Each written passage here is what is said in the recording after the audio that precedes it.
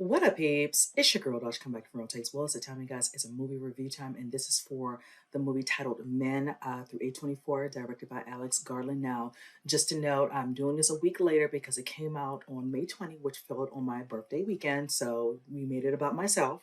But I did get to check it out last weekend, but I wanted to just, take my little time kind of processing what I actually watched. And I will say this one is a doozy. I am a fan of some of Garland's work. I loved Ex Machina and also Annihilation. So I was kind of going in there with the thought of I'm going to see something that's, definitely something fresh and different I've never seen before. So that I can truly say was exactly that.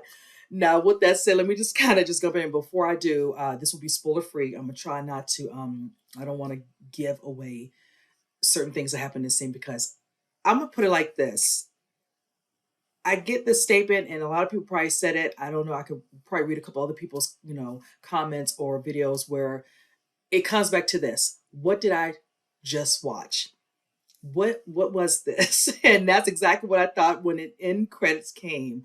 Secondly, I'm surprised it's got an R rating because this baby was graphic in so many ways that I really am surprised by that. So, but moving from there now, granted, from what I saw, of course, from the trailer, we are introduced to the character Harper, played by Jesse Buckley, and we're dealing with a simple situation where we see a scene of her and her husband, played by, I want to say his name is Papa Acedo. I hope I'm saying his last name correctly. And I loved the scene where it sets really the tone of why she ends up going to this English countryside home to kind of get away, decompress with what's happened. She ends up in a situation with her husband where, due to tragic circumstances, he basically ends up killing himself, and that is definitely something you see in the trailer. From there, we get introduced to her, of course, going to countryside. We, notice her traveling. And I must say also throughout it, I love the cinematography. I love the music. It was definitely integral in lots of different scenes and parts, which I really enjoyed. Now, of course, when she gets there, she's introduced to a gentleman. I want to say his name is, I think, Jeffrey, played by Rory Kinnear. I'm a fan of some of his work. And at first, everything seems kind of, great. She's being introduced, to him, brought in, bags brought in, him explained to her, certain things, with the home, what's close by, where he'll be at. If something comes up and she needs some assistance with anything, reached out to a great girlfriend, kind of explained to her, she's happy, she's excited. The home is beautiful, got a piano, fireplace, just has everything. It's just beautiful. And for first, everything seems great. As time goes on, of course, she kind of walks, around the grounds, kind of trying to get acquainted with the area, walking, just kind of taking in all the beautiful sights. And as time goes on, certain things start to happen. One instance, you see her come in contact with what looks like it be somebody. And when she sees this person, if you see in the trailer, it's an echo where she's kind of going through what it looks like to be some sort of tunnel, but she doesn't go all the way through. She just kind of echoes. And I will say that scene was very unique, and I enjoyed that, where she hears her echo and she keeps adding on layers and layers to the echoing to kind of give us some sort of a tune or a song to it, which was really nice and very different, something I've kind of never seen, actually done. And then she comes into contact with what looks like to be a presence at the end of the part of the tunnel, which kind of tries to come after her, and she eventually gets away. Now, as time goes on within the movie, you notice things, and this actually is, of course, already seen in the trailer where, and I will say this, watching her see this, because thinking in my mind, but you keep seeing individuals, which all, of course, as its hence title, men, they all, of course, look different, but the only thing that isn't different about them is their facial. Their face looks exactly the same. Now, I'm going to tell you, I'm thinking to myself, if I came across that, a little, light bulb would go off like, something's not right here. I don't know how I feel about this. I think I'm going to go. No, she kind of bypasses that. We get introduced to what looks to be some young teenage boy, who, not very pleasant, foul mouth, whichever. Then you come across another individual who, works in a church, who tries to give some solemn advice, which is kind of out of line, out of place, making an assumption about what happened with the death of her husband, James. And then, you come across some people at a pub that she eventually goes to when she's kind of getting used to to the town. Again, I'm just not realizing how you're not grasping something that's just like right there in front of you. Now, when she's dealing with an individual who I told you she comes across, like I said initially, within a tunnel, this person was nude. And she comes across, of course, some policemen and like, oh, we took him in, you'll be okay, whatever. She's feeling a little at first okay, insecure, whatever, but not so much. Eventually, they have to release them, and then things kind of take a turn, and not for in a good sense. Her feeling at the home she's in, she's safe. She's not really feeling safe. Certain things start happening, and I will say the final act of the film. There's a scene I'm not going to go too much into, but when I say I'm surprised it says rated R, it was very graphic, and I'm gonna tell you when a scene happens, it is really so far out there. Nothing. It's almost like a labor of love. So if anybody's seen the film, you know what I mean. Now, needless from there, I would say with this particular scene, it keeps happening over and over and over again to the point where there's no, what's the word I would like to kind of say?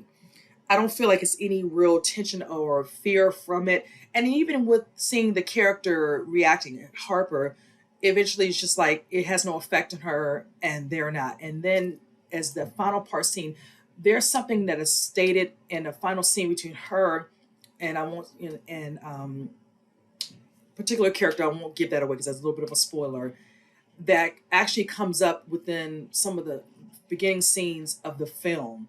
And I thought that was very interesting.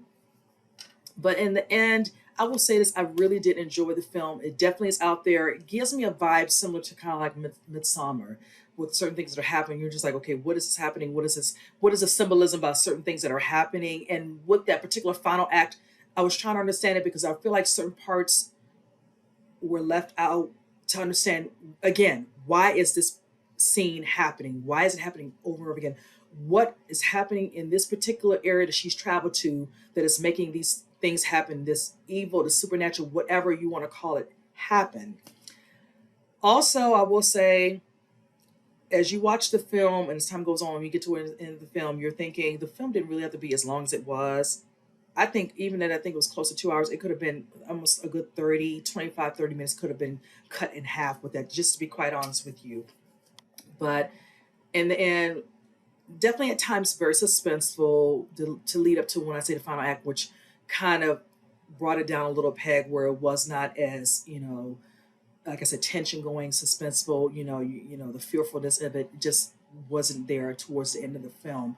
I will say I definitely love the beginning of the film where you see the interaction with the discussion between the husband and wife played by Jesse and Papa. Their part was definitely electrifying, especially them having this particular discussion, which turns into an argument, turns into why she feels they should not be together, and it was very intense. Which we see certain scenes throughout the film of her having these moments and feeling a certain way about him. Hence, why she went away to this English countryside to kind of get away, clear her mind, her thoughts, and process what this traumatic experience that she actually ended up visually seeing or somewhat seeing, and then bring her to this point.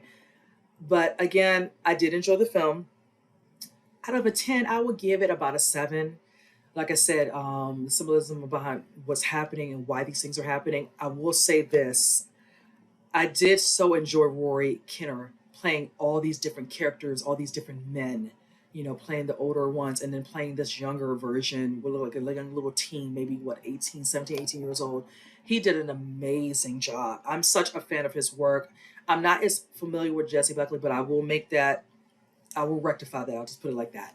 But yes, Kinner, he brought his A game. I can only say that I don't know how many other people. I'll have to check out some other reviews, but I feel like I can't be the only one that really feels this way. But he definitely did an amazing job with this one. I know a lot of people will probably think, out of all the things Alex Garland did, they're not sure how to take this one. Some people probably like, I don't know what I watched, but I like that. I'm one of those type of individuals. I don't mind seeing something, trying to grasp what I'm watching and understanding. Now, sometimes I might get some parts of it and then others my soul, and I don't mind that. Got to use the brain a little bit. There's nothing wrong with that. Some people, they just want you to give you everything up front, whatever. Help me understand. And that's okay too, but sometimes you're not going to get that. You got to figure out, put the pieces together. But like I stated before, that was only part of it. I really wish I understand a little bit understanding of exactly why this is happening. Why am I seeing these individuals all looking like something is just missing from that initial storyline for that? But again, enjoyed the film, loved the cinematography, loved the music that was chosen for certain scenes, loved the actors. And with that said, you guys, if any of you have seen it, try. If you can comment below, do not spoil it because some people still want to see it. Again, like I stated, it's graphic, so just be mindful. If you go in there, just be ready. And I might say, might not want to eat, or at least eat earlier in the film and just don't eat towards the end. So with that said, you guys, again, comment below, let me know what you think. And with that said, I'll see you guys in the next movie review. You guys take care.